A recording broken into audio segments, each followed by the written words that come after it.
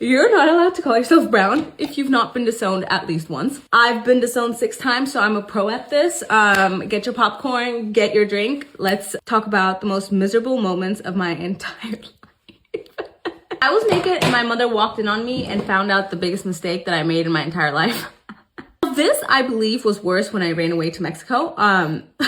This is a permanent mistake I have made, and I too have to live with this fact. It's worse than it sounded. It's worse than it sounded, yeah. So, back in the day when Miss Nancy was in college and she was just stupid, I had just gotten my first taste of freedom, okay? Like, my parents were really, okay, I take that back. My mother was really strict when I was living back home, and I finally was in college. She let me live on campus so I could experience the full college life. If you're a brown person, you are waiting for the day you move away from your parents.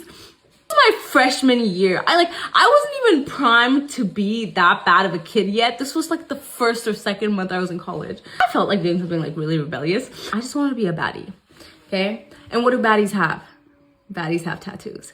Brown baddies with tattoos are 10 times hotter. So I was just like, this is what I need to do. I need to find the love of my life, and my love of my life is only gonna think I'm really cool if I have a tattoo. I would like to confirm that I was a 17-year-old egghead, because if I saw my 17-year-old self right now, I swear to God, I just turned 18, trouble already began. What is the first thing I could do legally and my parents don't have to give me a little signature right off? That was where my head was at. In college, they had a tattoo parlor. We had just come back from like a frat party. Yeah. And I saw that the tattoo parlor had a Black Friday thing going on. Friday the 13th. $30 tattoos. And I was like, oh, $30?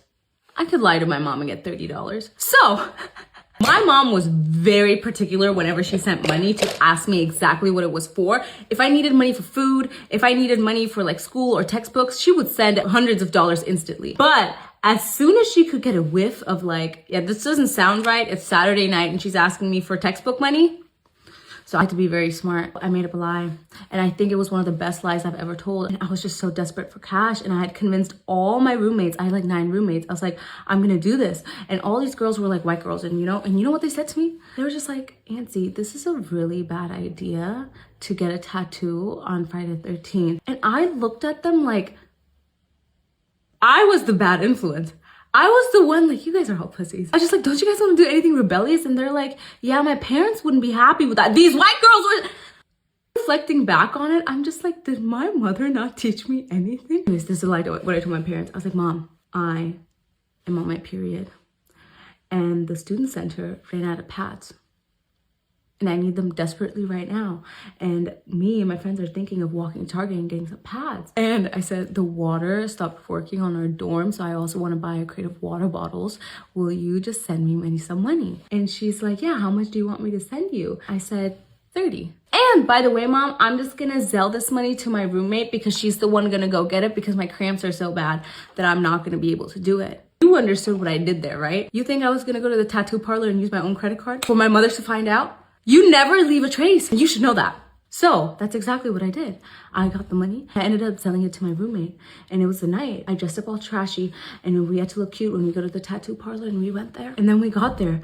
The guy was all tatted up, okay? I felt so great. I had the best adrenaline rush I had ever had in my entire life, and I was like, I'm about to do it. And I had no clue what I was gonna get. I was gonna go in there and get a tramp stamp for myself. Like, can you believe me? This angel? Thank God I was convinced out of that. So I decided to do the next best thing.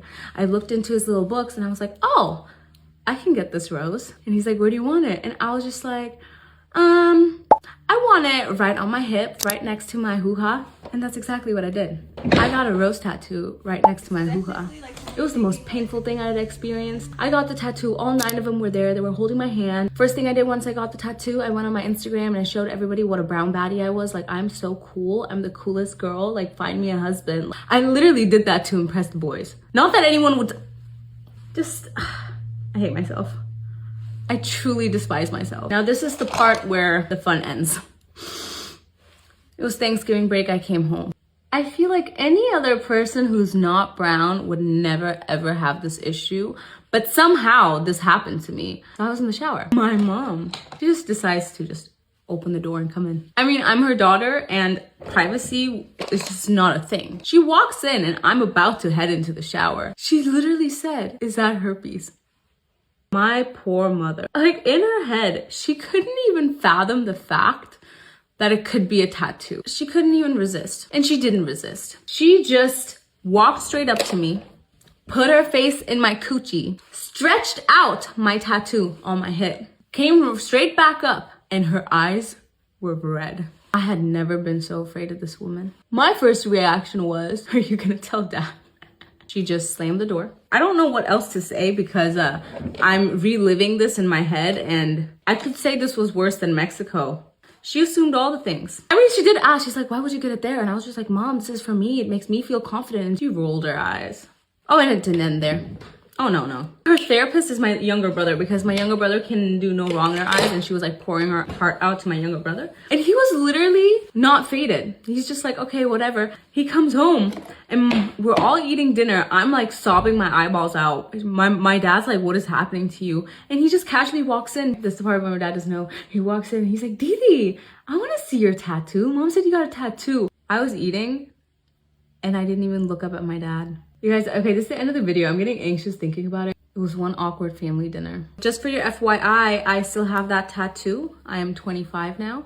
I can confidently say that it was the worst thing I've ever done. You guys remember when Kourtney Kardashian was like, have you ever seen a Bentley with a bumper sticker? I'm a Honda with the ugliest bumper sticker.